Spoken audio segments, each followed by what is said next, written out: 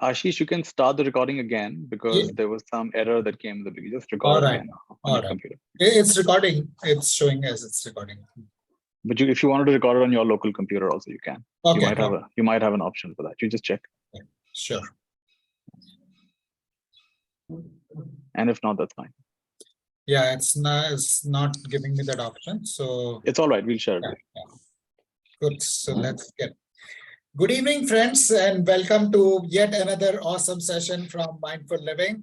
We are really delighted to have you in this very special session today. I had an opportunity to meet Nithya a couple of years ago, in 2018 to be precise, when he was speaking at a Business World Health and Wellness Summit in Delhi. One thing led to another. After that, I had an opportunity to attend a couple of workshops by Nithya, recommended by my dear friend Rohan Singhal. And soon after that, we moved to Pune, and I had an opportunity to meet Nithya in person. And I received a fascinating gift from Nithya. Anybody could guess what could that gift be when I met him? Please type in the chat. Unburden book. No, it was a big hearty hug from Nithya. You just hugged me, and that memory is, that was such a priceless experience. And it was awesome. Many of you know Nithya, and Nithya doesn't need an introduction, but for the benefit of those who are attending a session by Nithya for the first time, I would like to share a few interesting facts about his journey. Nithya is an MBA from XLRI, and he worked in the corporate sector for some time before leaving it and ordaining as a forest meditation monk in 2003. After that, he spent a couple of years in forest monasteries in Thailand and Sri Lanka before being guided to step out of the monastic life and continue learning and practicing in more open, inclusive, and creative ways. Uh, Nithya has been supporting individuals, institutions, and communities in creating cultures based on gratitude, authenticity, and timeless wisdom. And over the years, he has directly and indirectly impacted the lives of over 1 million people. A lot of this work can be accessed on his website, nithyashanti.com. So I would urge you, those of you who are not connected with this community, to join the Conscious Living community. The resources, the links are there on the website, nithyashanti.com. During the many sessions that I attended with Nithya, there are many things that I learned and took away from. One of the foremost ones would be the concept of mudita, which Nithya says is the lazy man's way to enlightenment. The concept of infinity, affirmations like wherever I am, whatever I am doing, the intelligence of life flows through me. Uh, Another thing which I took away from his sessions was that a sincere person will always succeed. And this was something that resonated with me because that was a difficult period I was going through in my life. And that gave me a lot of motivation to continue doing what I was doing. The concept of Brahma Vihar, repairing my work, and many, many more things. But the interesting part is Nithya never considers himself as a guru. Rather, he considers himself as a shuru, someone who has got a beginner's mind, a perpetual beginner's mind. And he thinks of himself as a Kalyan Mitra, somebody who is a spiritual friend guiding us in our journey.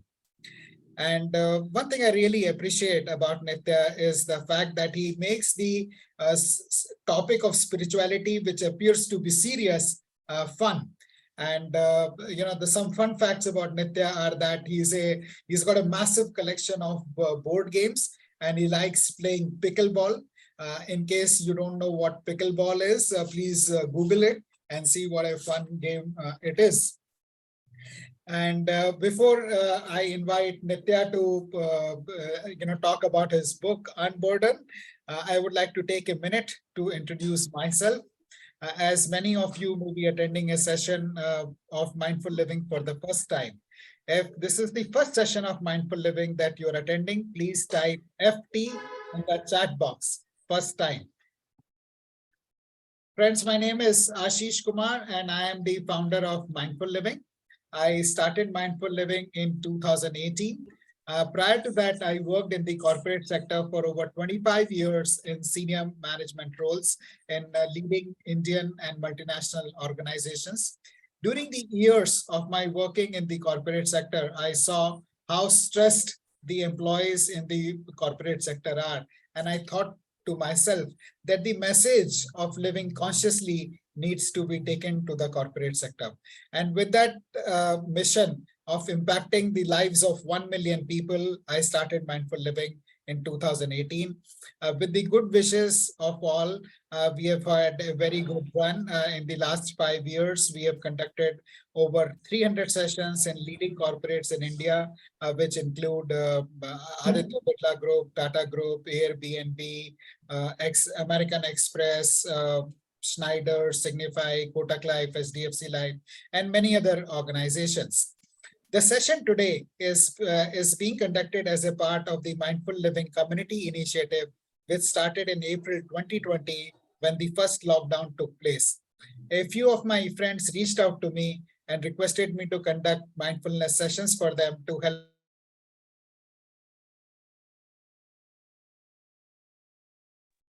to deal with the stress which mindfulness was causing.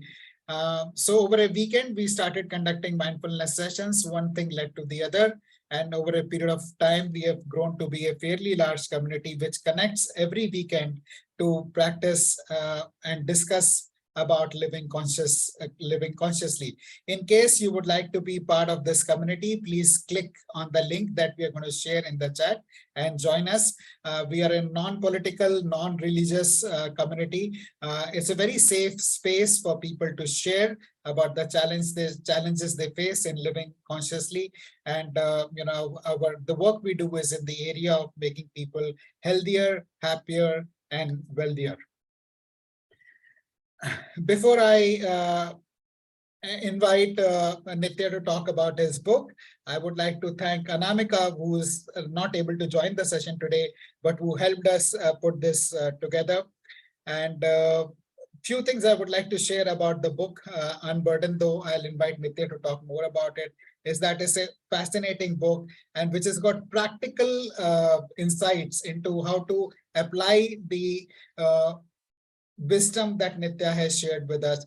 It's literally like Gagar mein Sagar, so all the wisdom of Nithya has come together. I won't say all, but a lot of it has come together in this book. So on that note, I would like to invite Nithya to share about his book and also read us a few passages from the book. Over to you, Nithya. Thank you, Ashish. The highest in me bows to the highest in you, Ashish, and everybody who's attending today. May this be a beautiful day of your life. Before I speak anything, let's just take 10-15 seconds of silence.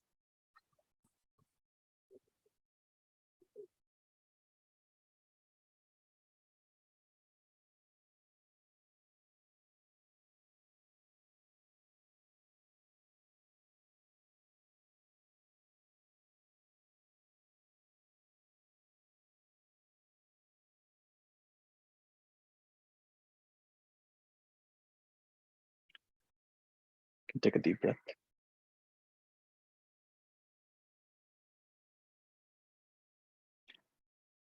And the reason I invite these little silences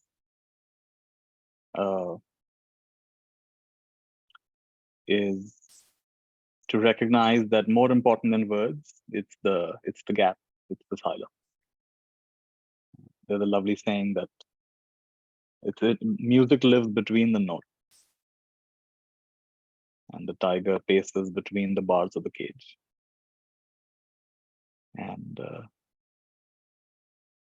so we sometimes think that it's in a book or it's in the writing, but it's in what gets evoked in you, right? As you read a book, as you read the writing. So first of all, very grateful to Ashish for creating this community. It was nice to hear his intention behind it and how he created it. Sounds like a really, what we call in Buddhism, bodhicitta, that I'm seeing so many people struggling. It's not just, hey, this is a good business idea. This is a big trend in the market, which is fine, it may be. But this is something that's really needed. And it's helped me to some extent. And I hope it helps many others. And we need this. So I think with that intention, he started this group. And I hope many people have written FT, soon write ST, TT, FT, second time, third time, fourth time, fifth. And you attend many times, then you learn from each other. So a little bit about this book. First of all, I was not very keen to write a book. The reason for that is that I felt that every 3 to 6 months, my perception of what I'm teaching changes a little bit. Of course, there are some common themes, but something really changes. I'm like, how am I supposed to capture it in a book? The book will be outdated before I even publish it. And the other reason I was hesitating is that, I mean, how many books we have? I mean, I don't think a lot of us have so many books, books. Too many, too many, too many. There was a Zen master, he was invited to England to a Buddhist center.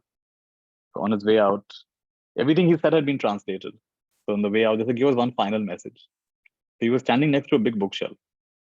So he looked at the book and he didn't speak much English, but he put all his English together and he said, books, books, books, too many, too many, too many, dustbin, dustbin, dustbin. And so a part of me is sometimes that there are so many books and the books come in the way of our actual experience. And I said, is my book really more valuable than the tree that was standing before it was cut down to make the book? So these were all my perceptions. I was always hesitant to write a book. But a lot of friends were very keen that this should be put into writing. Some of this should be put into writing and made more widely available. So I would say more than me, my co-author Nandini, and a big team of people were very keen to make this project a reality. They did a lot of work in the background. And some of my talks were transcribed and we contacted a publisher. And over a period of a year or so, maybe a year and a half, this book took shape. And my wish is that it's not so much a book of knowledge. It's pointing us to something. The title is Unburden. And the idea of Unburden is that everyone is carrying a hidden burden. Everyone is carrying some hidden burden. And are we going to, as we live our life, are we going to add to their burden or are we going to lighten their load? So I've given a few pointers of what I found lightened my load, and it might help lighten other people's load. That is the intention behind the book. And like Ashish was saying, I don't see myself as a guru. I see myself more as a shuru. Because I also keep revising my own way of looking at things. And there's a lovely saying that the day you figure out all the laws of the universe will rearrange itself. So it's a moving target, right? Just when you think you're wise, you're otherwise. So it's good to keep it lighthearted and not take things so seriously, not take oneself so seriously. Some of the people who've attended my retreats know this, that, from early morning till late at night, we are doing all these practices, all these discussions, all these introspections. And then at the end of the day, we start laughing about everything we've learned. So the whole day was like learning and practicing and discussing. And then we poke holes into everything. And I find that really important. So hold the teachings lightly, not tightly. Understand it's just a skillful means. And that prevents it from becoming yet another form of philosophy. These belief systems start out well, but then soon we become trapped in the belief system itself. There was a story of this spiritual teacher, and he was very popular. A lot of people who come to listen to his talk. And it so happened that a little kitten entered that ashram, and it would loudly meow and trouble people while the talks were going on. So the teacher asked that at this time, when the talk is given, just put a collar on the cat and just put the cat on the side, make it rest on the side. So it became a common thing that when the talk would happen, that somebody put a collar on the cat and just tie the cat up to the side. The cat is quite comfortable. This went on for many years. And one day the teacher died. So now they play recordings of the teacher's talks. And the cat was still died over there. So when the cat died, they're like, you cannot have a talk without a cat. So now they got a new cat. You see, what began as a very practical thing, that the cat was disturbing people, so you tied the cat. Now it became a ritual that whenever this teacher's teaching is given, there has to be a cat, or at least a murti of a cat, or at least a picture of a cat. So now you see how it starts off as something very practical, and the next thing you know, it's become a ritual, and we've lost the true essence of it. So that can happen with just about anything, and we have to be vigilant towards that. And I think it's very important for us to often question what we are doing, why we are doing, what we are assuming. This is something very beautiful about the spiritual teachings. They invite you to constantly question. I read this fun little story of a man who had done a beautiful big graffiti which said, question everything. And everybody's appreciating this, such a nice work of art, question everything. So, yeah, it's true, we should question everything. And then one day someone noticed somebody had made an additional graffiti at the bottom. It said, why? And I really like that. So question even the most basic thing that you have taken for granted. That keeps it fresh. Because the truth does not have to be defended. Sometimes you think we are the defenders of the truth. No, the truth does not need to be defended. Truth does not have to be propagated. Truth just has to be lived. This is what I've understood. So whether you understand what I'm saying or not, whether you benefit from what I'm saying or not, whether you misunderstand it or not, that's not the point. The point is, am I living it? Am I in touch with it? And then whatever has to come out of that will come out. The truth, the Course in Miracles says, what is true cannot be threatened. What is real cannot be threatened. What is unreal does not exist. Therein lies the peace of God. What a powerful teaching. What is real cannot be threatened. What is unreal does not exist. Therein lies the peace of God. These are the beginning lines of this powerful book, A Course in Miracles. And so if that is really true, if the real cannot be threatened and the unreal does not exist, then what are we afraid of?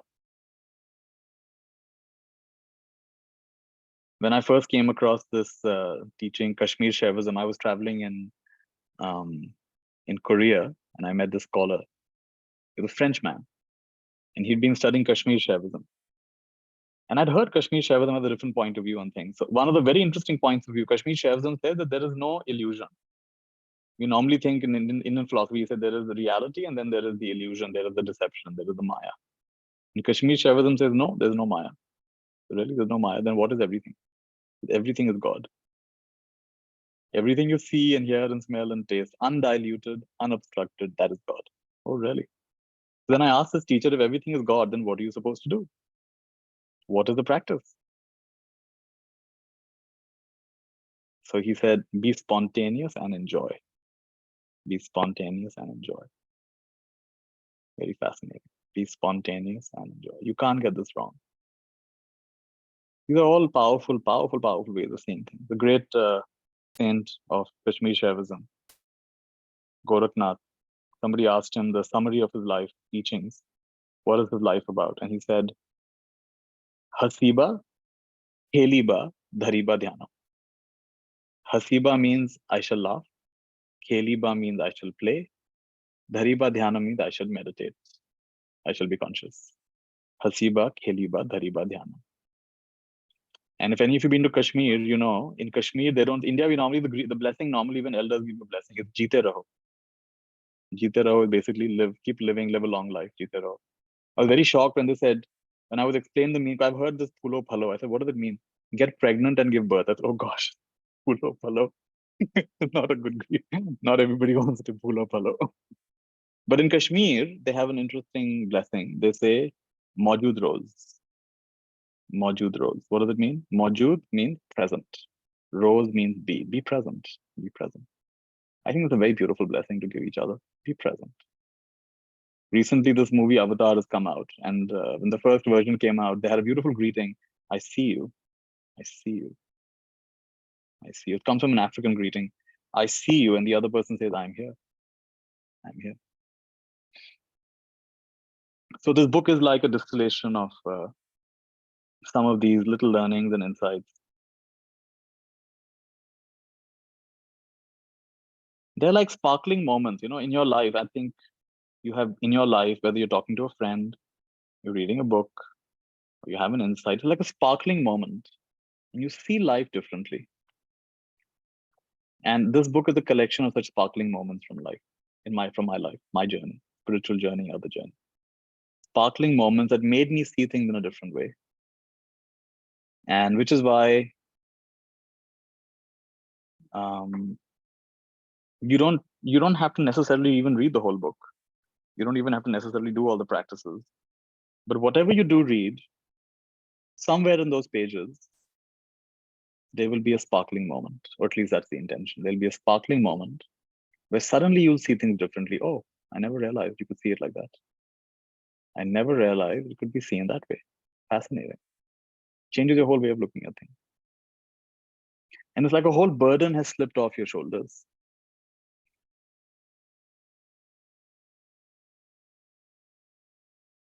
Like Ashish talked about mudita, something that he liked. Mudita is a powerful teaching, simple teaching. Mudita says, replace your jealousy and comparison with appreciative joy. And yes, he was joking, and I've also said this, that it's the lazy person's way to enlightenment. Why is it the lazy person's way to enlightenment?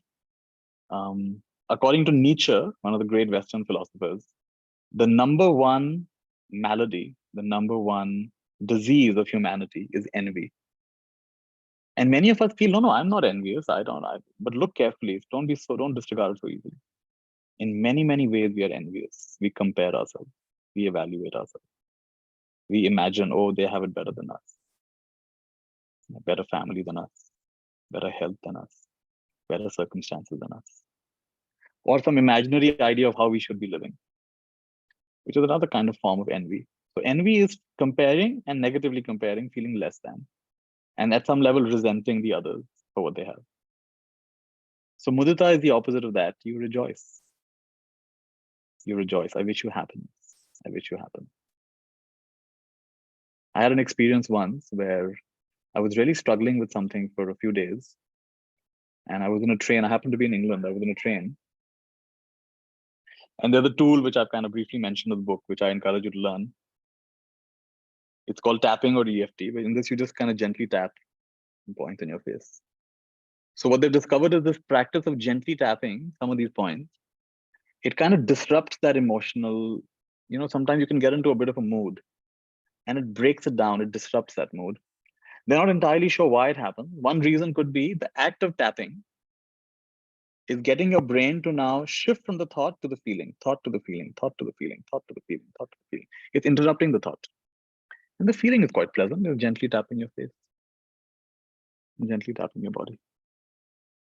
And somehow you find doing this for a few minutes or even longer, the intensity of the emotion just dissipates. So in this particular train ride that I was on, my mind was full of these thoughts and I was feeling kind of stuck. And I just kept tapping, tapping, tapping. Replace your jealousy and comparison with appreciative joy. Mudita. Mudita is called. Mudita, the Brahma Vihar. So I kept tapping and something very beautiful shifted. I suddenly had a feeling that this is only one reality. And there are multiple realities. And even if in this reality things weren't going my way, in a parallel reality, they are going my way. And somehow I just expanded my mind. I said, all right, so what if in this reality it doesn't go my way? In another reality, it is going my way. And I don't know why, but for me, that just instantly settled me. Is there a parallel reality? Is there another universe? I don't know. But somehow that thought settled me. I said, all right, in this life, it's not going to happen.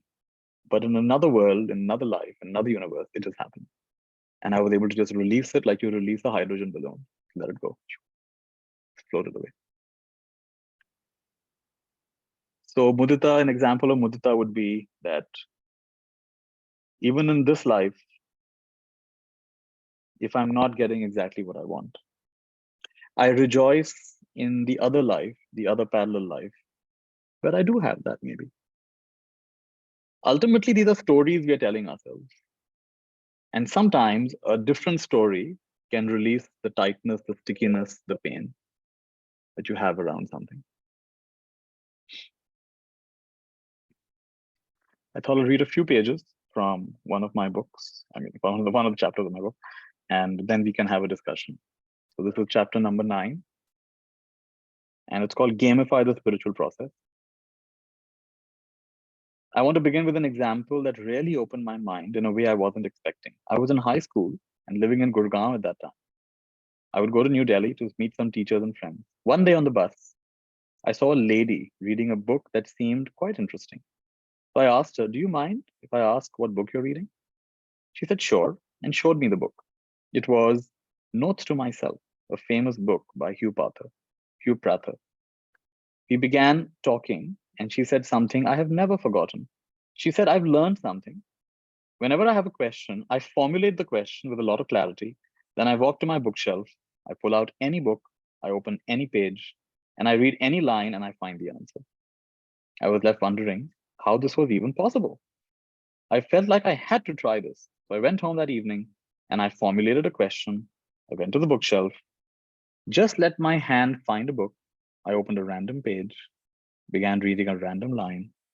And as I contemplated that line, it actually made sense. This just blew my mind. So I tried it again. And each time with a little focus, I found that it worked. This completely shifted the way I looked at life and the universe. I no longer perceived the universe only as a physical place populated with things. I began to see the universe as a highly reflective field of intelligence that flawlessly mirrors every thought, feeling, and action. This is one of the first memories I have of a playful and experimental way to activate the power of intention. Since then, I have experienced the power of trusting this deeper intelligence of life in countless ways. Once, I came up with an intention game and wanted to test it with my friends. We were going on a long drive. I invited them to say something that they would like to see. For example, to see a man in a yellow turban. Then we would all spend about a minute visualizing what was said and looking out for it. So we tried it. And sure enough, after a while, we actually started seeing things that we had visualized. My friends thought that maybe this was a coincidence and we should do it again. I thought of a group of people who were holding hands and walking together. Shortly after, we saw some people holding hands. It was amazing. One person in our group was really skeptical and felt we were just asking for simple things. So he came up with something unlikely. He said, "I want to see a dinosaur. And if that happens, I really believe that there's something to this." So we all visualized a dinosaur for about a minute. After a while, we stopped to fill fuel in the car.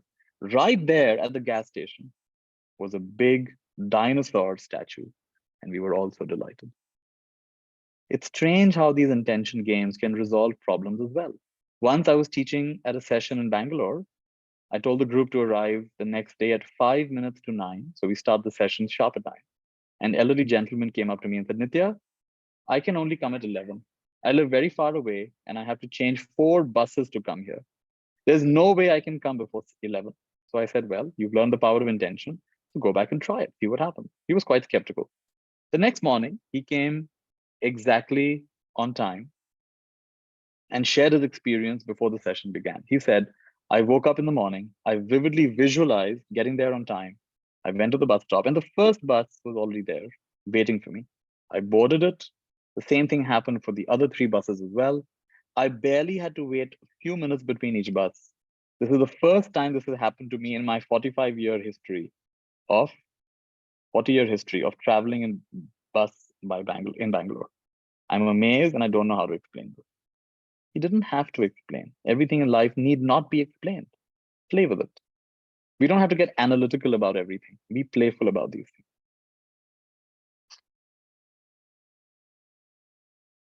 So this chapter goes on, and it's basically about how can we gamify some of these things. And one game that has become very popular is a very simple game that you can play with your family. It's called "Oh No, How Wonderful." So you make 2 teams, and one team's job is to come up with "Oh No" statement. That "Oh no, I got a flat tire in my car. Oh no, I failed my exam." oh no, my hair is falling off. And the other team has to come with say, how wonderful. And they have to come up with something how wonderful about me. Oh, how wonderful you have a car. And like for each one, oh wonderful you have some hair. Oh wonderful, you can take my shampoo, which is good for that. And so you have to come up with many how wonderful. It's quite an entertaining game. It's a fun game. And it's forcing us to reframe. This is a very powerful skill. No matter what's happening, how do you reframe it? If you frame it differently, it's no longer a problem, right? Nothing, the same thing in a different context.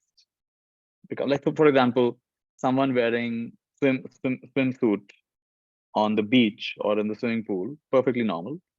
But wearing swimsuit in the board meeting, they're like, what's going on? Why are you wearing a swimsuit on the board? If you just change the context, and everything changes, isn't it? So it's all about you change the frame. You change the frame, everything changes. For example, you've missed the bus, and now you have to walk 2 kilometers to where you have to go. Normally, it's not fun. But suppose I say, today you were released from prison. After 15 years in prison, you were released. Wow, those 10 minutes are amazing. It's like, wow, I haven't been out I haven't seen the sky. I haven't seen the shops. I haven't seen children playing. It's been 15 years. You see, the same walk becomes so different if that's the day you've been released from prison. So it's not what's happening, it's the story you're telling around what's happening. One experiment I did in one of my sessions was, I said, for the next 2 to 3 hours, just leave this place, leave your bags and all belongings behind, just leave, go outside and wander around as though you are an avatar. In India, we have the concept of avatar. Avatar is like a emissary of God. You wander, or a simpler version where you wander around like you're a king in disguise or a queen in disguise. Why king or queen or why avatar? You're not looking for what you can get. You're just walking around to connect, to see what's actually going on, and to see if you can be a channel of blessings. Can you support someone? Have you seen this TV show? It's called Undercover Boss. And the CEO of a company is made to dress like an ordinary person, take a low-level, entry-level job in this big company. You'd be surprised how many companies, people have no idea who the boss is, top boss. So when they see him, they don't recognize him or her. And this show shows how the boss comes and does, like, for example, a big pizza company, and the CEO comes and takes an entry-level job of making pizzas or being a delivery boy or whatever. And they learn a lot about their company, doing entry-level jobs, working at 7-Eleven at the entry level, working in a courier company at the entry level.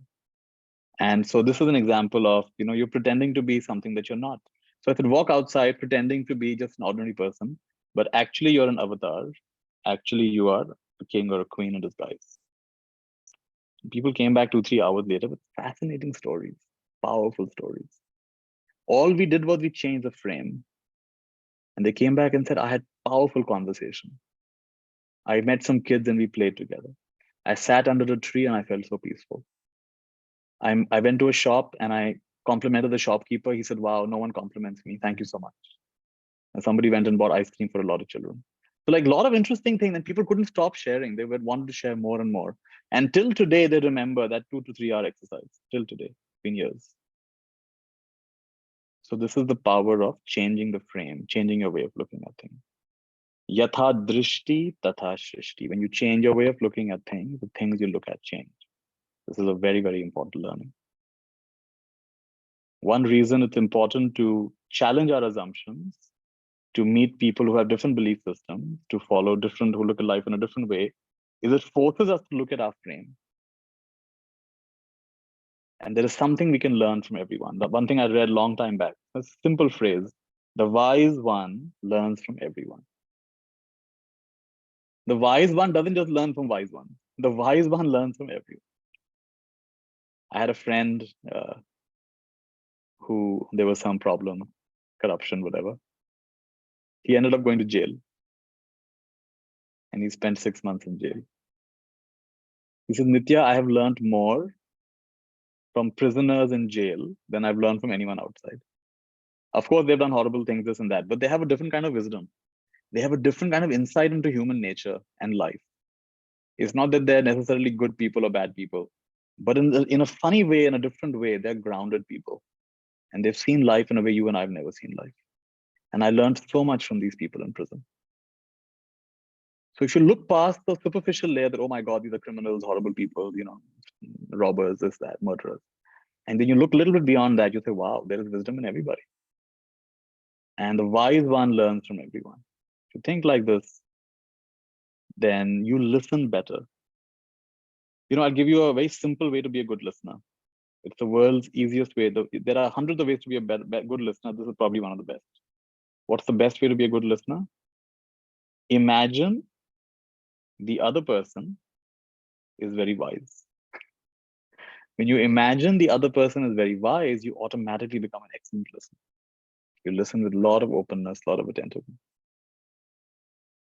So I think I'll stop there. Just a few ideas about why I wrote this book. And like I said, it was a collaborative effort. I didn't just write it. Many of us collaborated. And some of the ideas you'll find in this book, it's not necessarily a book that has to be read chapter by chapter till the end. You can do it that way. You can just dip into this book. I wanted this book to be like a friend. You can dip in, read a few pages. Most chapters are just a few pages long. And you can read it with friends. And you don't even have to agree with me. You can say, actually, I don't agree with this. It's designed to stimulate conversation, stimulate inquiry, get you to see things in a different way. And if it does that, then it's a good, helpful companion for you in your life. So with that, I'll hand it back to Ashish. Thank you, Nithya, so much for those amazing insights. When you start speaking, we just feel like, keeping to just keep listening to you. And before I invite people to share their questions, there's one request I would like to make to you about sharing the story which is there in the book about reframing, pertaining to reframing that you spoke about that mother whose son gets killed by a person who's trying to get into a gang. If you could share that for the benefit of everyone, I think that will be good. And after that, we will open up for question and answers. You can use the raise hand option in the reactions button and raise your hands, and we will get you in for your questions. So the story you're mentioning is about a young man who gets into a lot of these young men in the US, happens all over the world, but happens especially in the US. He gets in, doesn't have a good father figure, doesn't have a good role model, and he gets into the wrong company and he gets into a gang. And one of the initiation rituals of this particular gang, and they just come out randomly with stuff, go steal something. So this time they said they hand him a gun, they said go shoot someone. And he has to do that just to get into the gang. So he doesn't even know what he's doing. So he sees a young man and he just shoots a young man. And the young man dies. And a few days later, he's caught by the police and he comes on trial. It's very clear that he did it. And as the trial proceeds, there's a lady who's sitting the whole time just staring at him, the mother of this boy, the mother of the child. And when the whole proceeding is done and he's sentenced, now he's underage, so he cannot be given the full sentence, but he's still given some kind of a sentence. So then in the US, they give a chance to the relatives to say something. This woman stands up, looks him directly in the eye, and she says, I will kill you. I will kill you. That's all she says. And he's taken away and he's put into prison. And a few years later, this lady comes to meet him in prison. And he's very surprised. The mother of the person he's killed has come to meet him. So they have a tense conversation. But she begins coming month by month, and she gets to know him better. And if he needs something, he needs some stationery or she comes and brings him stuff.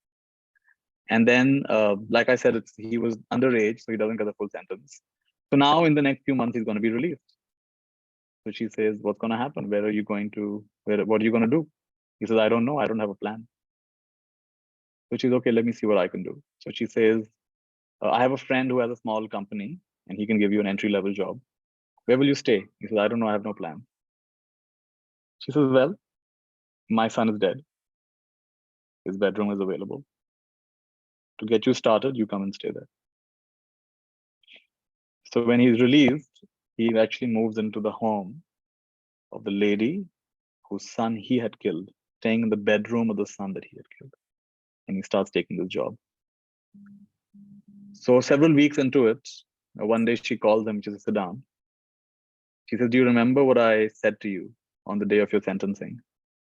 said, ma'am, I can never forget it. So what did I say? He said, you'll kill me. He said, yes. I have killed the boy who took my son's life. Who I see here in front of me is a different person. It's a young man who is taking responsibility for his life. He's going down a different path. And so I have kept my promise. I have killed that boy.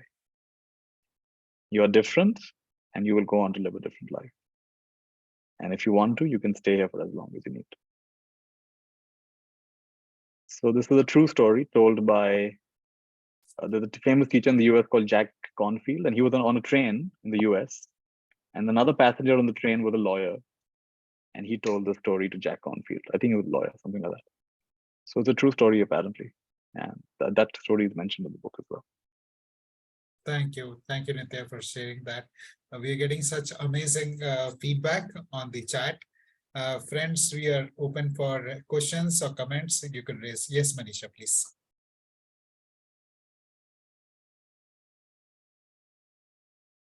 You can unmute. Let me help you. Yeah. Hello.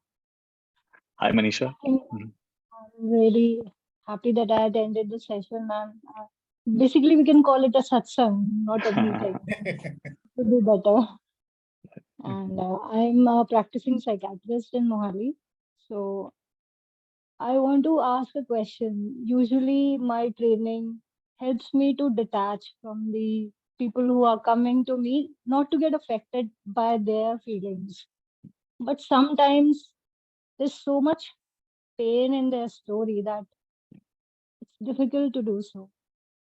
So I try to do simple cleansing rituals, which I gathered from people across various streams of healing, but something which you can suggest. Beautiful. So first of all, I applaud you for doing this work, difficult work.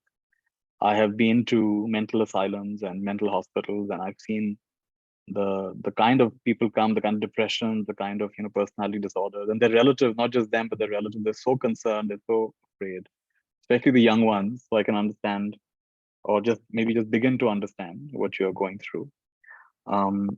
Two aspects that you need to cultivate apart from everything else in your work. One is the aspect of being present. And in the present, you'll notice that there is a person most likely sitting on a chair. There is a person sitting on a chair who is believing all their thoughts. There's a person sitting on a chair. Right now, they're quite fine. Chances are it's a reasonably comfortable room, reasonably comfortable chair. So in the present, if you look very carefully, in the present moment, there's no problem. There is absolutely no problem. In fact, in the present moment, they're quite okay. This is a very powerful recognition. In the present moment, you're just fine. But you're believing a thought about a terrible past, about a terrible future, about a terrible present. You're believing those thoughts, and that's what's creating a lot of havoc in your experience. So one way you keep yourself grounded is you realize that in the present moment, everything is just the way it is. Nothing can trouble us but our imagination. Your work as a psychiatrist, being in the mental health profession, will become much smoother, much easier as you start realizing that there is a body, there is a mind, but I am not this body and mind. They have a body, they have a mind, but they are not this body and mind. This training is not often received in psychiatry and psychology. We look at the body, we look at the mind, and we think of a person as that. The spiritual traditions say, yes, there's a body, and the body has its own phenomena, its own structure. Yes, we have a mind, but we are not this body and we are not this mind. To give you a dramatic example, there was a monk, very famous monk actually in Thailand, and he had a terrible car accident, and he had suffered a terrible concussion of his brain. He literally became like a vegetable after that. And physically, his body is in a mess. Mentally, his faculties, he's hardly available. He's not there. His brain is badly damaged. But our teacher said, don't feel pity for him. Because yes, he'll be taken care of. We'll take care of his physical needs and everything. but he's not who you think he is. Very powerful teaching. Don't assume he is the body, and don't assume he is the mind. Yes, the body is in some discomfort. The mind is in whatever state it's in. I found that a very powerful teaching. My own teacher, Ajahn Chah, for the last 10 years of his life, was in a very, very bedridden kind of condition. And our senior monks who would come and visit would bow down to him, and they would look to us and say, don't imagine he's suffering. And his mind is, his consciousness is like the sky. His consciousness is like the sky. So what I found is the more deeply we understand who we really are, the more we can, a very unshakable kind of confidence comes that you're okay. No matter what's going on with your body, no matter what's going on with your mind, you're okay. And at a subtle level, we communicate that strength, that clarity. So the two things you have to practice is, one is the practice of being present and noticing in the present moment, things just are the way they are. Nothing's missing, nothing's wrong. And the second aspect is compassion, karuna. And what is karuna? May you be free from suffering. Karuna alone will make you sentimental. Presence alone will make you indifferent. You have to balance both. As a healer, you have to balance both. If you only get compassionate, you're going to over empathize with people, and you're going to get drained out by the end of the day. You're going to get caught up in their story. Presence alone, or just detachment alone, you will just keep prescribing things and you say, "Ha, kar lo, dekh lo," and you will be disconnected. And again, you will become, I mean, then you might as well just have a machine giving those prescriptions. So what's the point to have a human being over there? So you do have to be present. Now, this is the balance. And it's something you will have to strive towards again and again and again. There's one practice I can recommend for you. It comes from the Tibetan tradition. It's called Tonglen. Have you heard of Tonglen practice? Yeah, Tonglen is a very simple but beautiful practice. Tonglen, you breathe in the suffering of the other person and you breathe out relief. You breathe in suffering and you breathe out relief. You breathe in suffering. You just like, you imagine you're breathing in their suffering and you breathe out relief. Now, a lot of people said, okay, but I don't want to breathe in the other person's suffering. Why would I want to breathe that in? And that is our own selfishness. And they say you can never be at peace as long as you're selfish. And you can never be a healer as long as you're selfish. A teacher, like in fact, Ashish said, Nithya, can you join the call early? I want to tell you what questions I prepared. I said, Ashish, don't tell me the questions you prepared for me. I don't want to know the questions you prepared for me. Why? Because the teacher is never afraid of questions. Any question you throw at me is actually going to deepen me and deepen you, right? So as a healer, you should have this basic confidence that everything is fine. No matter who comes, what their condition is, if I'm there and they are there, then I'm the right teacher. I'm the right, in this case, doctor, physician, and they are the right patient. This is the right meeting. This confidence you need to have. You will never be put in a place that is completely beyond your capacity. If it is, you will then think of some other doctor, some other person who can help, but it'll never be completely beyond your capacity. This much trust you need to have in the universe. So you breathe in suffering. What is suffering? It's an idea, it's a resistance, and you breathe out relief. Breathe in, breathe out, breathe in, breathe out. So I have some videos on Tonglen on YouTube. Also, there are many other teachers. Tonglen, Tonglen. And this is a practice that you can, while you are probably listening to a lot of people. So you just breathe in and breathe out. What are you breathing in? Breathe in all the negativity. Instantly gets transformed because just a thought, negativity is just a thought. And that has no substance to it. And you breathe out relief. Breathing in. It's like you're becoming a spiritual vacuum cleaner. And I found this a very powerful practice. And I have done this with even people who are dying, even people who are very sick. I've taught this to many people. There was one lady who did it with her friend who had advanced cancer. And she wrote me on a week by week basis how much strength it gave her. Because it's very painful to see your friend die. So these are some ideas that will help. And the main thing to know is that it's a balance between wisdom and compassion. Wisdom is wisdom, your ability to be present. And compassion is your wish that may they be free from suffering. And as long as these two are in balance, your capacity as a healer, as a healing presence, will be dramatically enhanced, and you will keep growing and growing and deepening through whatever work you're doing. Thank you. I'll Thank you, try. Manish. Yeah, try some of these things. Wonderful. Thank you, Manisha. Anybody else would like to ask? So while, related to what Dr. Manisha asked, Nithya, there is your first section in the book is about accepting of what is. And relating to what you just spoke about, we imagine the worst of the future, and we suffer the past, but we rarely accept what things are. And to my mind, acceptance is a superpower.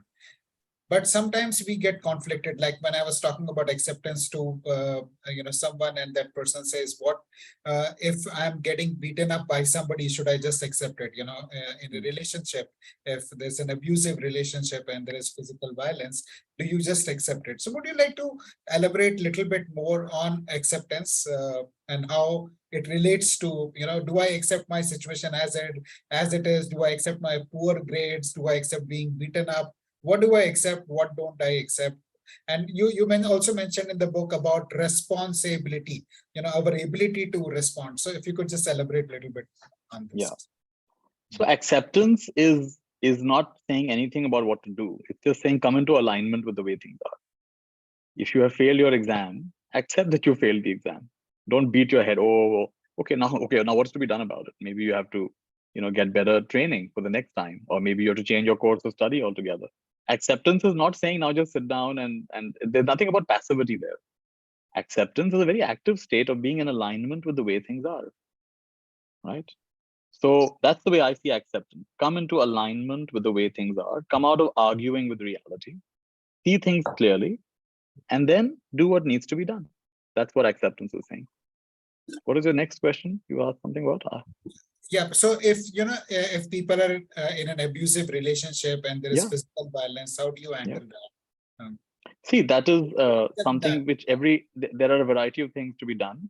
And we like to say, oh, leave the person, run away. We don't understand the complexity of someone who's in that situation. Chances are they're not just physically beaten, they're mentally beaten down. And it's a step-by-step process for them to regain that confidence of coming out. So usually, while we would love to say, just leave the person, come on, move on, people who've actually gotten out of that, it has been a process over a period of weeks and months, and sometimes even years, and building themselves up little by little by little, standing up for themselves, creating an alternative, being able to voice their needs in a proper way. So there is no very quick fix. Tell me what to do in that situation. You have to first of all accept the fact that this is not okay. It is not okay for someone to physically, mentally, emotionally abuse you like this, right? And chances are it's not happened overnight. Chances are it's a death by 1,000 cuts. Chances are you began by abusing yourself, by thinking I'm not good enough. Yeah, I deserve this only. And putting up first of all with verbal abuse, then emotional abuse, and finally even physical abuse. So chances are you never stood up for yourself. Now you have to slowly get that back, right? So acceptance is simply recognizing this is the way it is, and I don't like where it is. This is not a good place to be. Now, what do we do about this? And little by little, we have to pull ourselves out of this dark place we've gotten ourselves into. And it's possible. And we should be, one thing we should not, all of us, by the way, we should be willing to ask for help. Ask for help. This is very, very important. No matter how intelligent you think you are, how smart you think you are, how capable you think you are, we all need help. Interbeing, we all need each other. We need support. You should be willing to ask for help. So ask for help, ask friends, ask others, and you will get insight, you will get support. And be very clear that this is not a place where I want to be. There's a nice teaching by Elizabeth Gilbert. She says, not this. There comes a time in our life and we say, not this. We don't know what we want, but we say, not this. Don't want this job. Don't want this abusive relationship. Not this. That's a powerful place. That's the beginning of transformation. And if I ask you, what do you want? You say, I don't know, but not this. All right. Accept the reality that not this. Ye theek nahi. And there is a power in that. My motto for this year, I don't know how many of you will understand it or appreciate it. My motto for this year is bring attention to my tension. Bring attention to my tension. Where am I feeling contracted? Where am I feeling not in flow? Is there some aspect of my work? Is there some aspect of my life that I'm feeling contracted, not in flow? Don't just ignore it. Don't just distract yourself. Look at it. Bring attention to it. Something needs attention there. Bring attention to it. And you may not have an instant answer, but in that bringing attention, you start seeing things in different ways. Start opening yourself. What is the gap? Is it an attitude gap? Is it a skill gap? Is it a learning gap? What is the gap? There is some gap over there. And if you remain curious like this, remain connected like this, then the path reveals itself. Yeah. On that point, Nithya, I would request you to also speak about attention, because that's you've written about that in the book, and it's again a superpower. Yeah, and in today's time, there are research after research which shows that people are distracted 50 to 70, 80% of the time. So how do we, develop this superpower? And once we develop this, there's so much more we can achieve in our lives, like paying attention to the tension, or paying attention to the intention that we have. And the attention as a means to focus and concentrate on the work and task at hand. We are living in times where we are constantly getting distracted with what's going on. Yeah. If you could elaborate a little bit more about attention, and then we'll get Pepper. Two levels to this. One level is recognizing that you are never not present. This is the deeper level. That you may think that I'm distracted, this and that. Like if it's okay, everyone close your eyes, watch your breath for the next 5 minutes. Could you do it? No, Nithya, my mind wandered. No, I was there only. My mind went to this and that. Okay, how do you know it wandered? Because a part of you never wandered. If you truly wandered, you would not be able to tell me what happened, where you went. I was there 50% of the time, 20% of the time, 10% of the time. You could not tell me that. The reason you can tell me that is because a part of you never sleeps. In India, this is called the Turiya Avastha. There is a waking state, there is a dream state, there is a dreamless state.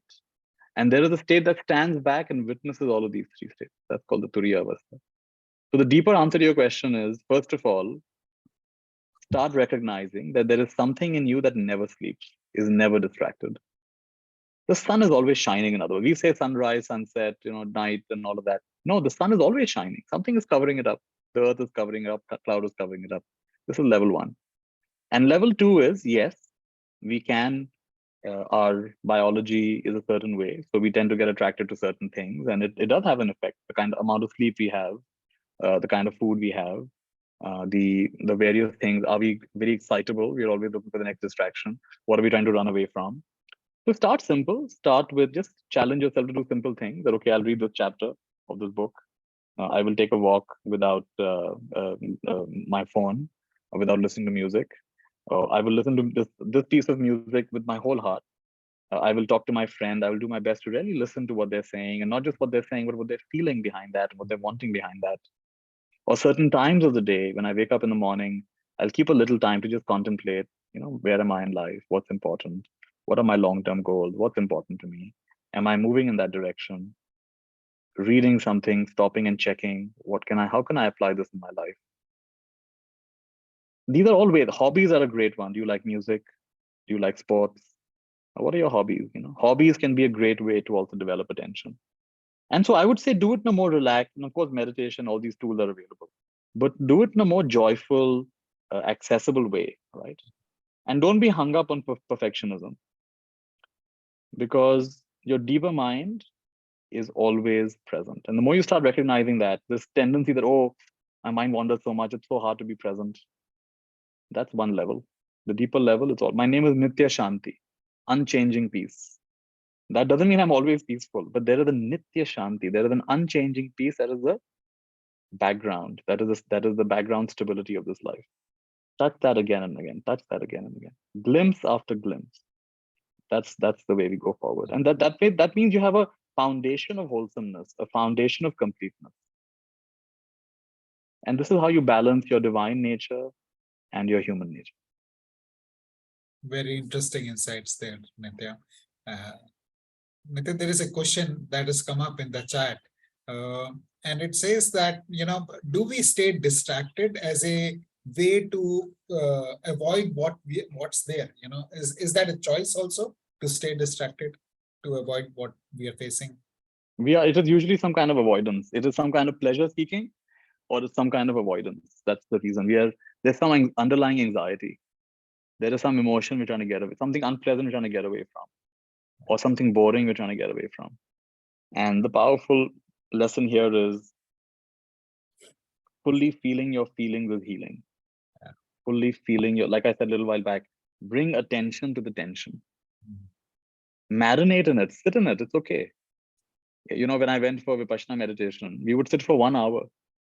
And you're not allowed to open your legs, you're not allowed to open your hands, you're not allowed to open your eyes. 1 hour, a lot can happen in an hour. Legs start hurting, back can start hurting. sweat can start coming, mosquito can start biting. You're not supposed to open your hands and legs. And it's not easy. I mean, you want to react to it. But as you sit there, you say, wow, it changed. The pleasant came and went, the unpleasant came and went, the sweat came and went, the mosquito came and went. Wow, it's changing. Thoughts are changing, feelings are changing, emotions are changing. And you're getting in touch with something deeper, something stable. So like that, it is true. It is a kind of an avoidance. And so yeah, keep coming back. The treasure you are seeking is in the cave you're afraid to enter, said Joseph Campbell. So the treasure you are seeking, the place you're afraid to look, that's where it is.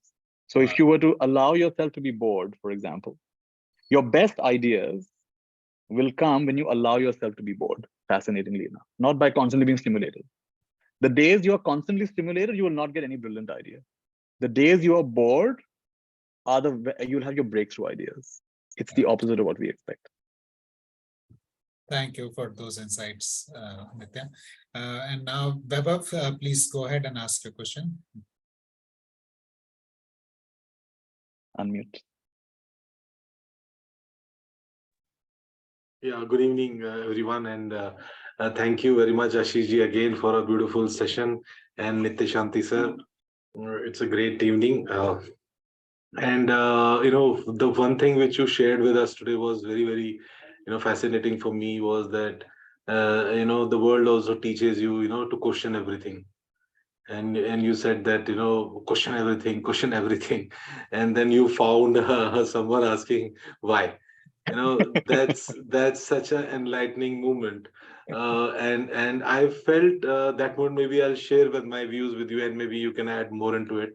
And the moment that happened, and I was laughing, and I felt that somehow in that question there is a point of intersection where an objective and subjective mind are coexisting. A questioning mind and a surrender. Surrender is from spiritual world, and questioning is from scientific world.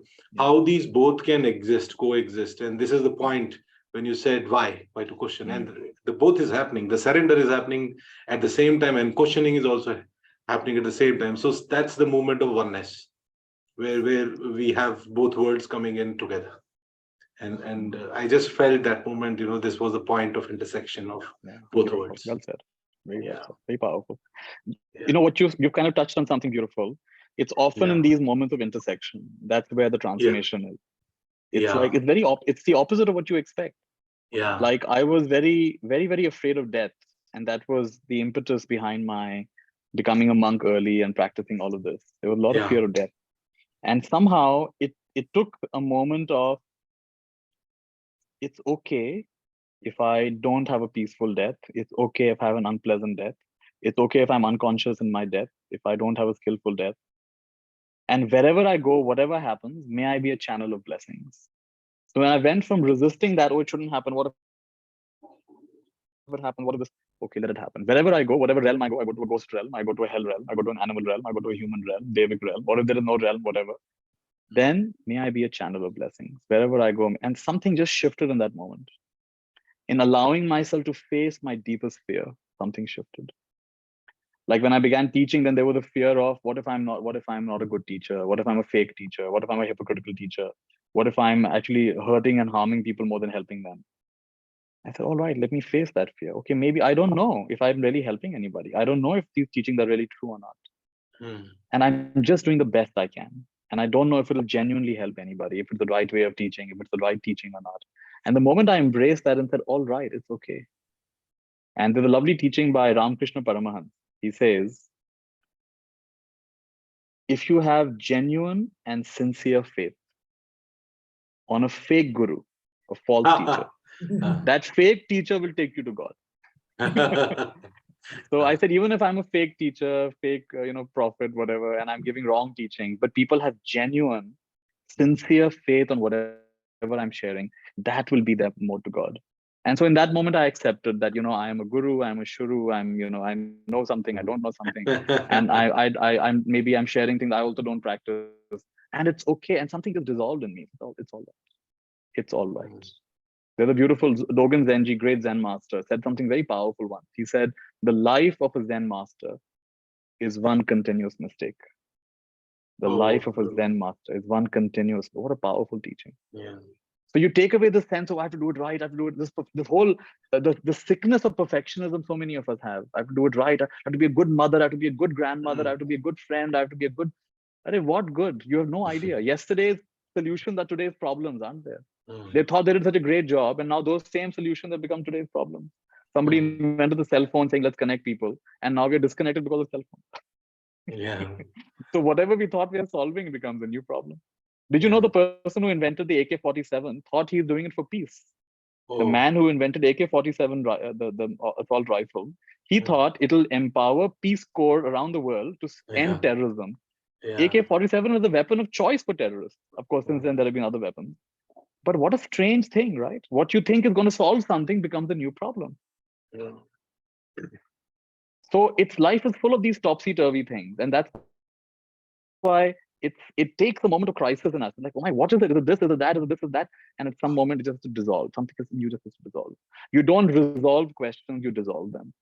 And for that, you have to go through the darkness of confusion and chaos.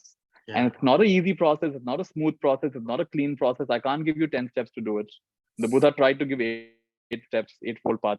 But the 8-fold path have got lots of confusion and lots of, it's very complicated. It's very confusing and it's required. And only at the end of that, you come out and you say, oh yeah, it makes sense. 8-fold path makes sense. But when you're in the middle of it, nothing makes sense. Yeah. Beautiful. Yeah. Thank you. Thank you. Thank you for Thank that you. question, Baba. Thank you, Nithya. Nithya, we have Reshma who's wanting to ask a question, and there is one in chat which I would like to take you to take first before we ask. Okay. Okay, I'll take the one in the chat. Yeah. When you said inhale someone's suffering, so how about protecting one's own energy field? Yeah, this is a common question. Thanks for asking. So one of the great Tibetan masters, Kalu Rinpoche, was teaching Tonglen to a big audience, and he said, breathe in the suffering. No, breathe in the suffering of, for example, your mother. That's acceptable. My mother, I'll breathe in her suffering. I'll breathe out relief. Your parents, your siblings, your loved ones. But now your neighbor, now your entire community, now your entire country, now your entire world, the hell realms, you're breathing in the suffering of the hell realms. And someone raised an hand and said, oh, stop, stop, stop. This is getting like too dark. Breathing in the suffering of all these hell, I don't want to breathe all that in. What if it really happens? What if it really happens? And Kalu Rinpoche was quiet for a while. And he said one statement. He said, that means it's working. What if it really happens? What if it really happens? That means it's working. What are you so afraid of? You're just imagining. You're imagining taking on the suffering of somebody else. And already you're creating such a lot of upheaval. You imagine all kinds of things, right? Then you don't worry about it. You're just imagining lightening the load of somebody else. Don't be so afraid. What will happen? Nothing is going to happen. The light in you is bigger than any darkness. You have to realize it. The light is never afraid of the darkness. The candle is never, a room can be dark for 1,000,000 years. You put on the light, doesn't take 1,000,000 years to fill it up. Great Tibetan master, Milarepa, was walking back to his cave, and there were 3 Rakshas in front of the cave. This is the story. 3 Rakshas. And he's a powerful yogi, right? So he sends rain to them, nothing happens. He sends fire to them, nothing happens. In fact, whatever he sends, they become bigger. And finally realizes this is not the way. These Rakshas want to eat me up. These monsters want to eat me up. So he lies down there, says, come, eat me. Come. So they come charging. These 3 Rakshas, huge, big, hairy Rakshas, and they jump at him. And just as they reach him, they disappear. This is a powerful psychological insight. Welcome what you're most afraid of. I like to say, chase your fears and love them to death. Write down what are your top 3 to 5 fears. What are your biggest fears? Losing your loved ones, losing all your money, losing your health, losing your hair, losing your teeth. What are your biggest fears? Write them down. And they said, come eat me, come get me. And what's going to happen? You're going to feel terrible. You're going to feel confused. You're going to feel, oh my God, I don't even want to think of that. No. And you welcome it. And it'll take you to the darkness I talked about earlier, that confusion I talked about earlier. You have to go through that. There's no shortcut. And on the other side of that, you'll realize, wow, it was just a story I was telling. There's nothing there. It was something that had possessed me, but there was nothing actually there.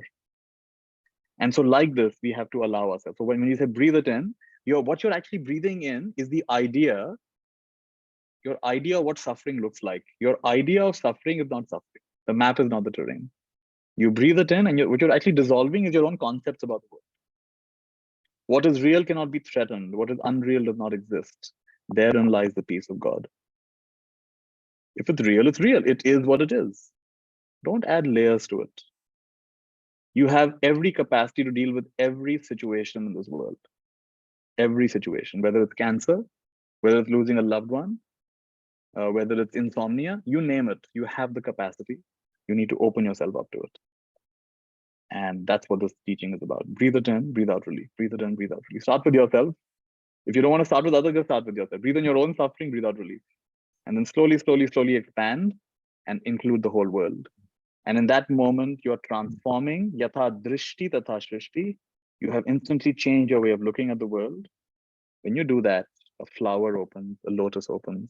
You are entering a new dimension. You have entered a new universe altogether.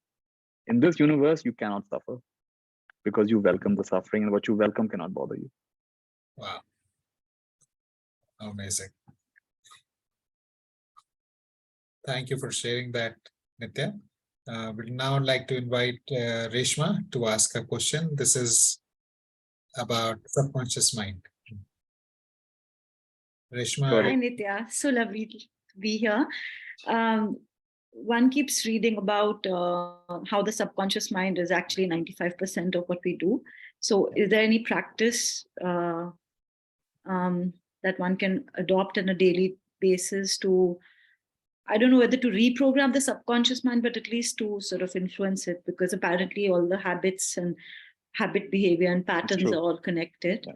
So is there something, because maybe I've like overwhelmed myself with reading too much. So I just looking for something like a bite-sized practice, like a lot of things. The simplest practice is that you take a thought that is very powerful to you and you think it till you feel it. When you think it till you feel it, you are now working. Like, for example, yesterday, a friend of mine was doing a session on subconscious programming. And he said, put your hand on your heart and say over and over again that I will make mistakes. I do make mistakes. As a human being, I do make mistakes. I do take missteps. And yes, it's not always the right thing, but I'm a human being and I'm allowed to make mistakes. I'm allowed to make 1 mistake, 2 mistakes, 100 mistakes. I'm actually allowed to make unlimited mistakes. I am allowed to make mistakes. And when I make mistakes, I say, I'm sorry. Please forgive me. It was my mistake. Please forgive me. I intend to learn from this mistake. Please forgive me. As a human being, I'm allowed to make mistakes. I'll make many mistakes. I have made mistakes. I am making mistakes. I'll continue to make mistakes. I'm allowed to make unlimited mistakes. And when I make a mistake, I recognize it. I acknowledge it. I forgive myself. I seek forgiveness and I move on. And that is part of my human journey. If I had to be perfect, I would have been a laptop. I would have been a calculator. But I'm And so this was an example of what he did with us last night. He just made us put our hand on our heart. And you see, as I'm saying this, if I say it for a few more minutes, you'll begin to feel it. You'll say, yeah, it does. It happens. I make mistakes. I'm allowed to. Imagine 100 people putting their hands on their heart and saying, it happens. I make mistakes. Because until now, whether you realize it or not, a part of you was a little bit judging yourself. I woke up late. I didn't do exercise. I should have eaten healthier today. Way too much achar. And it's okay. I make mistakes. I allow myself to make mistakes. I forgive myself. And you see something just dissolved over there. So the simplest way is you think it till you feel it. Now, what is the way to think it till you feel it? You can visualize it. You can affirm it. You can tap it. There are a whole way. But the main point is you should feel it. When you begin to feel it, think of it as you have sent the memo to all the cells of your body. And your cells are working in a subconscious or unconscious way, isn't it? Digestion is happening, eyes are working, liver is working, kidney is working. It's working in a feeling, at a feeling level. And then deeper than that is the superconscious mind, which is simply aware. There is no this or that. Think it till you feel it till you become it. Think it till you feel it till you become it. You are it. You are it. This is the journey. So think it, feel it, become it. Conscious mind, subconscious mind, superconscious mind. And why do we do all of this? Never mind. You want to come to a place of never mind, right? And so then after a while, you will say, all right, the conscious mind is doing its conscious mind thing. The subconscious mind is doing its subconscious mind thing. The superconscious mind is doing its superconscious mind thing. You put down the entire mechanism. So both are required, right? One is called healing journey. The healing journey is, can I improve my thoughts? Can I improve my tone of my being, my frequency? And can I be in awareness? This is the self-improvement journey.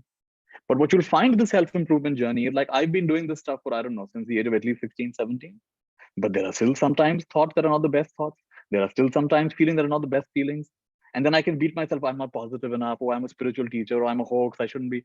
No, that's not the right thing. It is going to be like, that is the way, that is the nature of the mind. Mostly inaccurate neurodrama. That's what the mind does, right? So then we have to come to a place of, it is as it is. Nothing is out of place. God is taking a vacation to experience life as Nithya Shanti. God is taking a vacation to experience life as Reshma. God is taking a vacation. God is tired of being so perfect. God wants a break. God wants a different experience.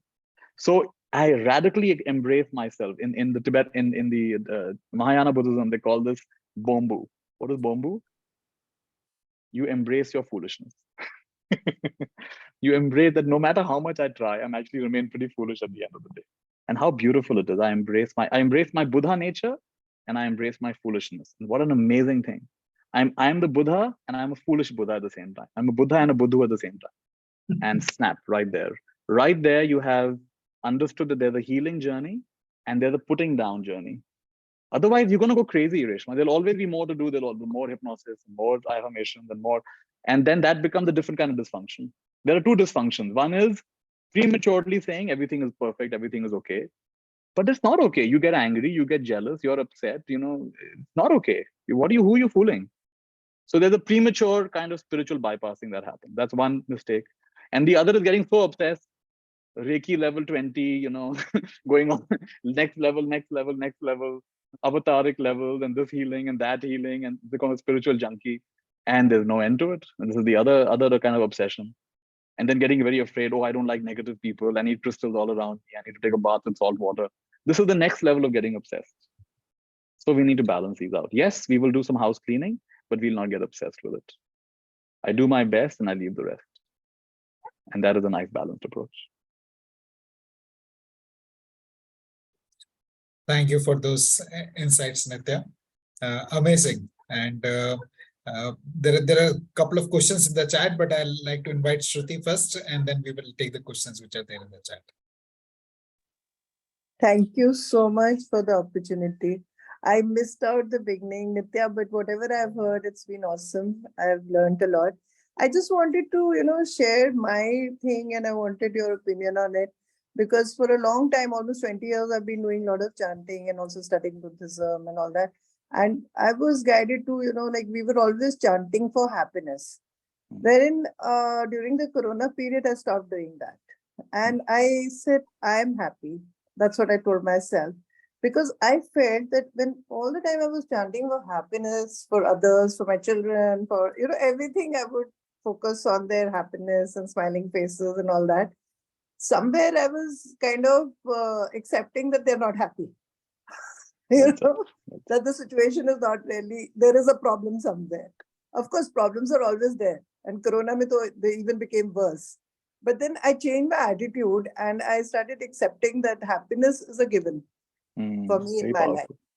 So once I did that, it's really worked wonders for me. I don't know, and I'm sure it's helping everybody in my environment also. So, but is it going to be bypassing reality in some way, like you just mentioned? I think you kind of got it yourself. I don't think you're bypassing. In fact, what you've got, this is the true prayer. The true prayer is not a prayer of, I hope something happens. It is, I'm grateful that it is already so. So your chanting is subtly changed. Instead of saying, may my family be happy, may they be happy, may they get a good college, may they have good friends. You say, I'm so grateful. I'm so grateful. Yeah. Exactly what is needed is happening. And even the so-called superficial unhappiness is the doorway to a deeper, truer happiness. I'm sure in your life and most people who do chanting or meditation, there was some kind of a slap in life which said, all right, I don't know. I think I know, but I don't know. And it makes you humble. So, oh my goodness, my relationship is dissolved. My business collapsed. I've taken more loans than I can handle. And suddenly life gives you a slap and says, okay, I need to look at this. And then you become humble and you come and listen to some different teacher, different teaching, you begin practicing. So then how can you say that was an unhappiness? That was a very powerful teacher than teaching them. Absolutely. So how we can, if we superficially remove that and say, no, may their loans go away, or, may their business succeed, or may they have no disease. then how do you know that's the right thing? We actually don't know what the right thing is. True. So in that sense, a sense of humility and a sense of, that deep down, this is exactly what they need. We pray to Yeah. God to remove our challenges, not knowing they were given to change us. We want the challenge to go away, the situation to go away. The situation was given to change us. If you start looking at it like this, that's a deeper, more beautiful prayer. And Yes. yes, we're not bypassing in the sense that yes, there may be things that need attention. We can't just, oh, everything's perfect, everything's wonderful. No, sometimes people need handholding. Sometimes someone's unemployed, they need a little bit of guidance of how to go for an interview. They need guidance of how to be healthier. And we will Yeah. do that. We will embrace both aspects of it. So that way you be grounded and life will keep giving you feedback. The moment you go too much towards superficially assuming that things need to be fixed, life will give you feedback. And the moment you go towards very quickly emphasizing everything is perfect, but actually they're not, life will give you feedback. So life becomes your teacher. Nithya Shanti is not your teacher. The Buddha is also not your teacher. Life is your teacher. You see it like that, all of these things will help you. Just to keep yourself very aware of what is happening is important. And of course, gratitude also has been always, a big help in my life. Of course, Reiki also teaches attitude of gratitude, which I did years back. But during the Corona, I developed this habit of a gratitude vrat. Like one day at my week, I only do gratitude the whole day. Wow. So if somebody says something also, or they're complaining, or, they, like I'm a mother, 3 children, 2 daughter-in-laws, 1 son-in-law, children, how the family thing, some or the other stories keep coming to me. So that day, I don't listen to anybody. I say, no, be grateful and leave me alone. I'm very grateful. Whatever's happened, good, bad. And that has really helped me, pass through this very difficult phase, actually. Last 2-3 years have been difficult. Actually, both of difficulties, now I'm 60, I realize that they'll keep coming. They're never ending, at least in my life. They've never been ending. So, अब वो भी एक acceptance हो गई है. I can't go. It's like what you were saying, no, that just let your fears welcome them. तो वो तो कहीं ना कहीं नित्य हो चुका है मेरी life में. And I'm really grateful for that. You're getting it. This is, think about it. In the day, there is the pressure to eat. We're hungry, then we eat something, it's gone. Then we're thirsty, we drink something, then it's gone. Then we have to go to the toilet, and it's gone. Then we feel dirty, you have bath, it's gone. So notice how many times the pressure builds and it dissolves. It builds and it dissolves. Feeling lonely, then a friend comes and it dissolves, right? Feeling heavy, then we sleep, then it dissolves. So then the challenge comes, it gets tight, then it dissolves. Look at this breathing. This is the universe breathing in and out. This is life breathing. And don't get hung up of, I only wanted to go away. That way, what you're saying is you kind of got it. This is exactly it. One more question I have I can ask from the parents' side, which parents also, feel all the time. And I felt for some time. Now, of course, all my children are adults. Like, it's always a mother's, a strong, you can say, desire or ichnen, as they call in Buddhism, that, her children should be perfect in everything, वो ऐसे क्यों नहीं करता, ऐसे होना चाहिए, वैसे. There are a lot of should be's a mother has for her child. So in that, like, what should the attitude of a mother be according to you? Like, I would like to listen to that.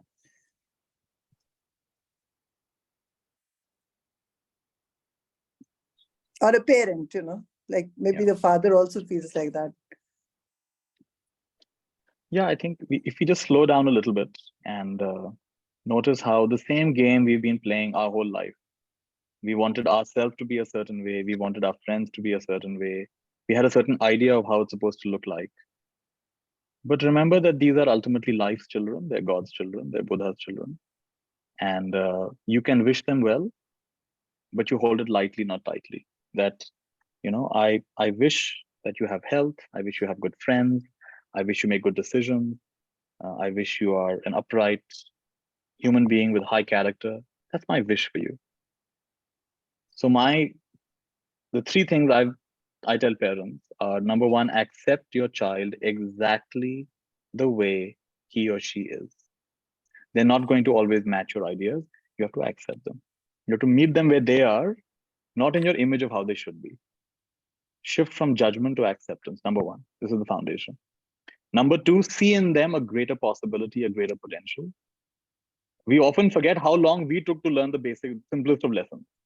How long we took to understand what friendship is, what honesty is, what loyalty is. We took forever to learn those lessons. And why we such a rush for them to learn it so quickly? So we need to see a deeper potential in them, and we need to be very, very patient. These are the three things: acceptance, seeing a deeper genius, a deeper potential, and wishing that for them, but not hurrying them along. They will get there in their own time. Maybe not even in this lifetime. How do we know? Maybe it'll be a different lifetime. The beautiful thing about Hinduism and Buddhism is that this is an infinite game. This is not a one lifetime game. It's not one. It's an infinite game. So wow, how relaxing is that? It's all right if I don't get it in this lifetime. It is so relaxing. It is so, there's no pressure to figure it all out in this lifetime. Right? I may go back and realize, oh, I completely missed the whole memo. I missed the whole point. It's all right. Try again. You have another Right? lifetime to do it. You try again, you try again, you try again. And then I can come back as a tree, and I can come back as a cloud, and I can come back as anything else. And then I can come back at all of it simultaneously, and I can come back as nothing. And it's amazing, the kind of depth and the sense of time, the sense of space, the sense of possibility expands into infinity, right? That's And so that way there's no urgency. Don't imagine what perfection is for your child. That's a very big assumption you're making. You have no clue. You have no Yes. clue what they're meant to do. You just wish them well. You support them to the best of your ability. Keep a lot of spaciousness. Indian love tends to get very tight. Yes. Western love gets too loose. Indian love gets too tight. Too So tight. we have to learn spaciousness, and in the West, they need to learn a little bit of closeness. Both are needed. Thank you so much, Nithya. That was beautiful. Thank you. Thank you, Thank Shruti, you, for thank that question. And friends, I know it's very difficult for us to not to want to keep hearing to Nithya, but we are coming to the close of our session. We have been getting very awesome feedback from you, but I'd like you to take 30 minutes and fill out the feedback form that we've just shared in the 30 chat. seconds. Yeah, for the feedback form. Yeah, it'll just take you about 30 seconds to fill out the feedback form. Yeah. Please fill it out, and please type FD in the chat once you have filled out the feedback form. Someone's asked about pranic healing. Pranic healing is a system similar to Reiki, and it is by Master Swakok Chui, and a lot of people have benefited from doing pranic healing. I don't have very strong opinions about any of these systems. I feel it's all right to experiment and try. And at the end, you will realize that it is the power of intention, it is the power of love, it is the power of resonance, power of vibration, frequency. These are the things that create healing. Now, whether you do it in a pranic healing format, or a Reiki format, or a EFT format, or a Ho'oponopono format, or any other format that works for you, I think you will have to see what works for you and what helps you. So yeah, it's all right to try different things and see what supports you and helps you. Eventually, you'll have to outgrow all of these things as well. So that's how it goes. Thank you, friends, for your feedback. Keep filling it out in case you have not yet. And a lot of people are asking us for the recording of this session. Of course, we'll be sharing it on our YouTube link. Also, you can get the recording of this session by joining the Mindful Living community. So we are sharing the link of the community for you to join. All the recordings of our sessions are shared in the community. So take a minute and join our community. And while we are sharing the link,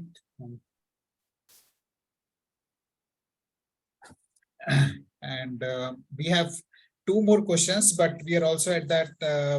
Nithya, is it okay to take these two questions? We can take the question. Okay. So friends, we'll take these two questions and then bring the session to a close. So Jagdeep, please. Can they unmute? You can press unmute for them.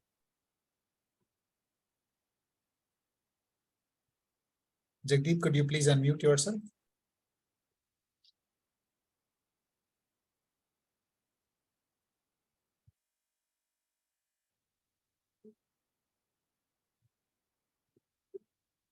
फिर से try करिए Jagdeep. Yeah, thank you so much. Thank you for a wonderful session. I mean, it's been so insightful. I mean, I got answers to a lot of my questions. However, one question which stays in my mind is regarding this law of attraction. Yeah. Like, as we say that, yes, everything is there and everything happens for the good. I mean, everything is real. There's nothing unreal. So how does law of attraction works in this scenario? Yeah. It's really quite mysterious, and I don't think anyone has the final answer to that. The way I look at it is, that when there's something I want in my life, I can relate to it in two ways. Let's say, for example, I want more money, I want more health, I want more friends, I want to make a bigger impact in the world, whatever it is I want.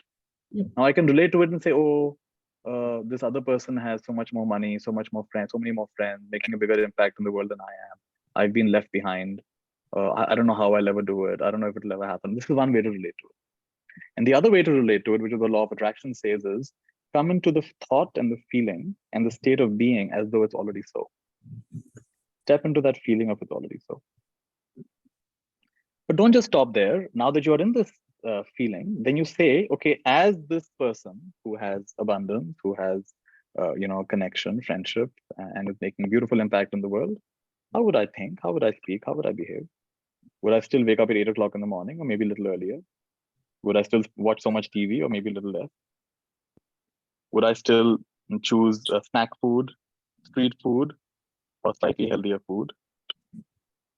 How does that consciousness change me, right? So what I like about the law of attraction teachings, I'm not as excited by I'll get it or I'll not get it. Because let's be honest, Jagdeep, how many things we've already got in our life? It's not that all our desires were unfulfilled. We have many fulfilled desires also. Yeah, We yeah. have had friends, we have been on vacations, we have done many of the things, but has it quenched the thirst? And if you're honest, it hasn't quenched the thirst. So come to the root of it. Come to the root of it and come to the source of it. What am I really seeking? One of the teachers had something very interesting to say that, okay, you want more impact, you want more friends, you want more love, you want more wealth. And when you get there, you want even more and you want even more. Why do you want more? It's not because you're a bad person. It's because you have an intuition that you are everything. That's why you want more. The ultimate purpose of this is to realize I am everything. And the moment you are everything, you are also nothing. Then you are no thing, because everything means no thing. So the deeper intuition is that deep down, I have an intuition that I am everything. I have everything. I'm one with everything. The same time, I'm nothing. And the same time, I'm also something. So this in Kashmir Shaivism is called the Trika. Trika means you're simultaneously nothing and everything and something. And life is about this dynamic kind of mystery or dynamic kind of balance. So as I can accept that fundamentally I'm nothing, and deep down, I'm one with everything. I'm connected to everything. The atoms and molecules in my body, the deeper processes of my mind are connected to the basic fabric of life. I am life. I'm not just someone living a life or having a life. I am life. And then I also have a human personality. I have this Nithya Shantiness in me, and I have this personality, likes and dislikes, opinions, personality, preferences. Yeah, that's also there. And can I embrace all three of them? Now, suddenly, I have embraced my divinity and my humanity. And not in opposition. My divinity is not in opposition to my humanity. My humanity is not in opposition to my divinity. Now the game of law of attraction becomes very fun. It's not the usual game of, can I get more? Will I get more? How will I get more? You have double clicked on it and you've touched at something very magnificent, very beautiful. So that's my way of looking at the law of attraction. And as we know, sometimes not getting what you want is the best thing that ever happened. So you can always go ahead and use law of attraction, but I recommend putting one statement at the end saying, this or something better happens for the highest benefit of all. So don't be sure that you definitely get what you want, because sometimes you don't know what you want and you don't know if it's for the best thing that you want. How many times in our life we've gotten what we want and अरे क्या मांगा, गलत चीज मांग ली, गलत चीज हो गई. तो ये हमें थोड़ी सी humility होनी चाहिए, और फिर you can play the game of law of attraction, no problem. Yeah, thank you so much. I mean, it's quite a different viewpoint towards it, and very much resonating and very understandable thing. Beautiful. Thank you so much. Thank you. Thank you, Jagdeep. Nithya, there is a question we are getting in the chat about nazar, evil eye. So if you could elaborate a little bit on that before we ask BB to go on with the last question. You know what is evil? Evil is live spelled backward. So I somehow never got into this. Somehow it never clicked for me that I need to protect myself. I need to protect my aura. Other people's nazar will happen. What will happen? Whatever will happen, that is a blessing. If I see everything as a blessing, bring it on. If I have the attitude of bring it on. I have not the attitude of may I be safe, may I be protected. First of all, who is this I am trying to save in the first place? I am the dynamic movement of this universe. if I see myself like that. I'm the secret agent of God. I am the grand overall design. At my foundation, I am everyone and everything. In that state, can you have another fear? Can you have a fear of this will happen, that will happen? Bring it on, bring it on, bring it on. There's a lovely teaching about Shiva. Shiva in India is called Bholenath. Have you heard of this? Bholenath. So Bhola means innocent. Shiva is Bholenath. Why is he innocent?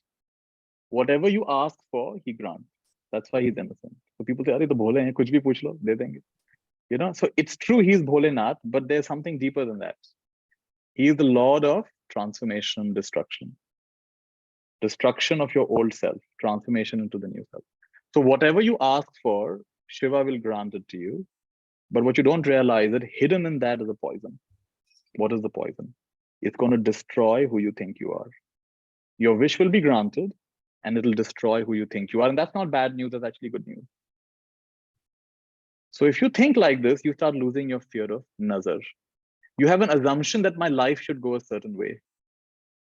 But how many times in your life has not gone? You wanted to go to a certain college, it didn't happen. You wanted to be in a relationship with one person, it didn't happen. What you thought should happen, didn't happen. What you thought shouldn't happen, did happen. And if you look at it objectively, has it not made you who you are today? Is it really such a bad place to be? Right? There was a very powerful exercise I attended once, John D. Martini in Singapore. And he made us spend 3 days on this. Identify the best moment of your life and find out why it was the worst moment of your life. Identify the worst moment of your life and find out why it was the best moment of your life. Now, what a strange thing to ask. He's saying the best moment of your life was in some ways the worst moment of your life. And the worst moment of your life was in some ways the best moment of your life. He's turning everything upside down. And if you do this even once in your life, it'll just completely blow your mind. Oh my goodness, I don't know what is right and what is wrong. I don't know what is good and what is bad. So what you're calling nazar may be the most direct blessing you've ever received. How do you know? So this way of thinking, at least for me, I don't think about these things, and it's all good. And yes, if I need to make some adjustments in my life, I make them, but I don't worry about it too much. Thank you for those insights, Nithya. I think it will put a lot of people at ease with that. And I really like your way of saying evil is life, live spelled backwards. Isn't it? Yeah. That's a great insight. And Vivi, now we would like to have your question.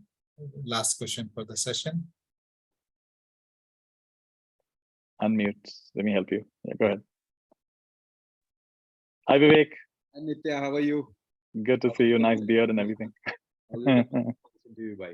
Coincidentally wearing the school t-shirt hoodie as well. I know. So, we both went to the same school. We were in the school called Vellum. Lovely. Nithya, always a pleasure. I've been listening to you for the last 2 years and you've changed my life, bro. So yeah, I'll always be thankful for that. And I just wanted to add, I think I've at least gifted 30 copies of Unburden already to my friends. Another 15 waiting on my shelf. So that is the best thing that ever happened to me. So thank you so much. And I think Vidita is my favorite word in the Hindi dictionary. There is no Vidita. I don't think there is the opposite of envious in the English dictionary. So I think, no, but thank you so much, Nithya. Thank you. Beautiful. Good to see you. I look forward to seeing you this year sometime. I look forward to that. Thank you so much, Vivek.